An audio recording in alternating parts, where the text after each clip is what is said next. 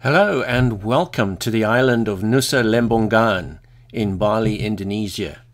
In this episode I complete a refresher course in the swimming pool at Big Fish Diving with PADI Instructor Tim to reacquaint myself with the basics of scuba diving, as I haven't dived in over 15 years. I qualified in 2001 as a PADI rescue diver and have around 300 dives logged behind me. But 15 years older and none the wiser could have an impact on my sea dives in the coming days. So I was happy to get back in the pool and have a play around with the equipment and see how things progress from there. Come join us in the pool at Big Fish Dive Centre. You can just immediately just do that on the surface. Yeah. That's on your right hand. You can just pull that and you'll go down. That'll go down, yeah. The tip with these ones, always raise the shoulder of the one you're pulling. So if it's this one, I always do that. So this is the highest point. If I'm using this one, I normally look up at it so that the air goes up. Yeah. Of course, when you've got the real beginners and they're looking down at you and they're floating up, and I'm like, stop, look at me, look at the surface. And they don't get it, like they're looking down, which means that this is now lower and the air gets trapped in here somewhere. So I'm always like, no, just look at your hand, and then the shoulders up, and then the air can go up. Or the other one here. Just do that. Make sure this is the highest point that we see. Yeah. Cool. Okay. I'll be just here, so give me a shout when you're ready to come out, and I'll give you a hand through the weights and whatnot. Let's see if I can get this tightened up a bit. Do you want to try this medium one on? I've got a feeling it might be too small for you actually. This one. No. The Aqualung mediums will be easier. Yeah. Just try. Now it's loosened up. Let the air out first. That's the trick. Let all the air out, and then it will sink down a little bit, and it's easier to do it. Oh, I forgot to do the. Oh yeah, let's just have we forgot to do the out of air one. Let's just do that.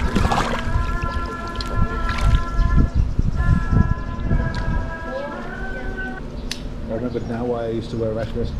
The Velcro, the prickly side of it, it's just digging into my skin just around here. Yeah.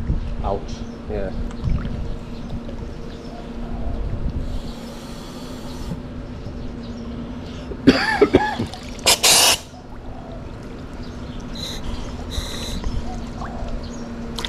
Mask all good?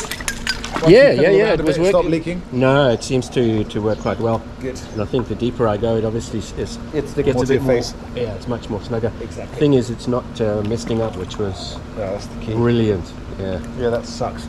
That can ruin the whole dive. Can't bloody see anything.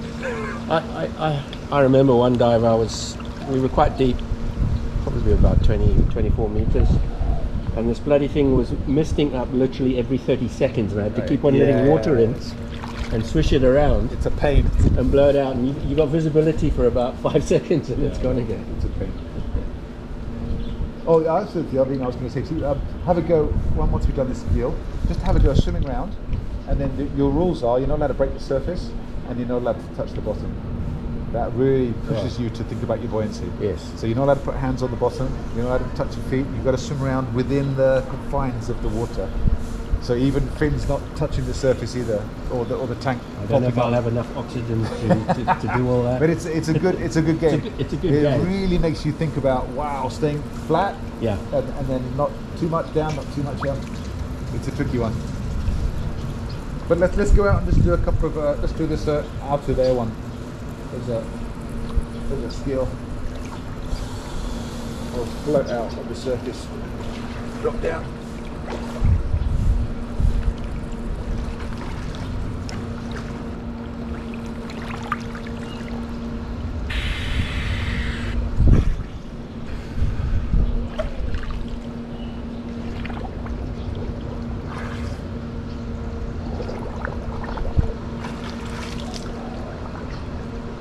Alrighty. The break.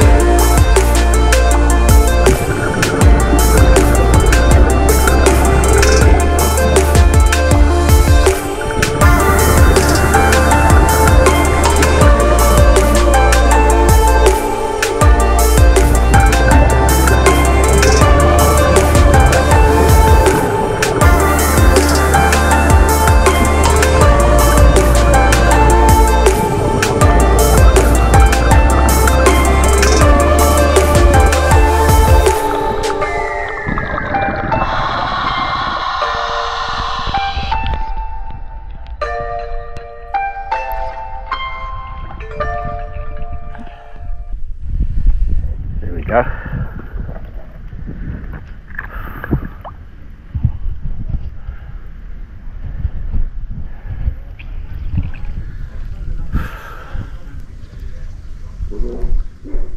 So that ends the refresher dive at Big Fish Dive Center in Lembongan. Just re-equalizing my ears.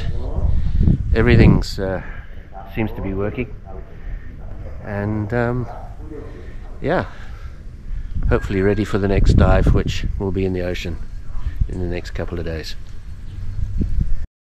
After completing any dive, whether it's a pool dive or in the sea, it's customary for the diver to strip down their own tank and BCD and wash the equipment in clean fresh water to ensure that the kit doesn't degrade from chemicals and of course salt water.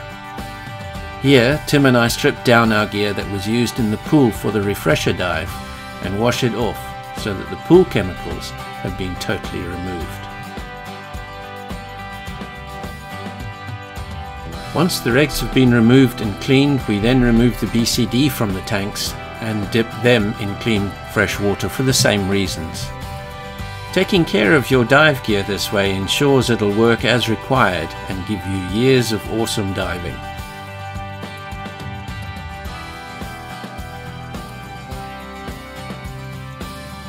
Once the BCDs have been cleaned, we hang them up to dry and blow a little air into the BCD to expand the wings, which allow for faster drying.